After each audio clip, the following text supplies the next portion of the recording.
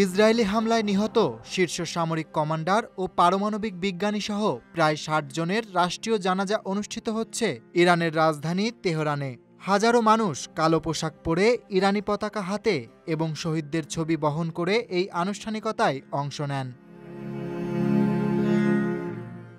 স্থানীয় সময় শনিবার সকাল ৮টায় ইরানের রাষ্ট্রীয় টেলিভিশনে সরাসরি সম্প্রচার শুরু হয় এই জানাজার। শহীদদের মরদেহ ছিল ইরানি পতাকায় মোড়ানো কফিনে। প্রতিটি কফিনের উপর সাঁটানো ছিল শহীদদের ছবি। ইউনিফর্ম পরিহিত অবস্থায় যেমন ছিলেন তারা দায়িত্বে, ঠিক তেমনই রইলেন বিদায় বেলায়।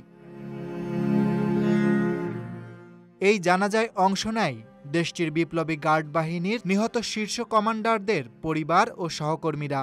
নিহতদের মধ্যে আছেন গার্ড বাহিনীর প্রধান জেনারেল হোসেইন সালামি, ব্যালিস্টিক ক্ষেপণাস্ত্র কর্মসূচির প্রধান general Amir Ali Hajizadeh, major general Mohammad Bagheri এবং পারমাণবিক বিজ্ঞানী মোহাম্মদ মেহদি তেহরানচি। ১৩ জুন থেকে শুরু হওয়া ইসরায়েলের ১২ দিনব্যাপী যুদ্ধেই শুরু হয় এই বিপর্যয়। ইসরায়েল প্রথমে আক্রমণ করে, পরে যুক্তরাষ্ট্র সরাসরি যুক্ত হয় এবং হামলা চালায় ইরানের ৩টি পারমাণবিক স্থাপনায়। যুদ্ধ শেষ হয় মঙ্গলবার যুদ্ধবিরতির মাধ্যমে। তবে ইসরায়েল ও ইরান দুই দেশই নিজেদের জয় দাবি করেছে। কিন্তু ইরানের সর্বোচ্চ ধর্মীয় নেতা আয়াতুল্লাহ আলী খামেনি যুক্তরাষ্ট্রের হামলাকে একরকম অগ্রাহ্য করে বলেন, ট্রাম্প বাস্তবতাকে অতিরঞ্জিতভাবে তুলে ধরছেন।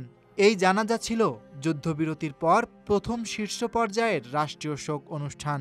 সরকার সব সরকারি দপ্তর বন্ধ রাখে যাতে দেশের মানুষ শহীদদের শেষ বিদায়ে অংশ নিতে পারে। Dhaka express desk report.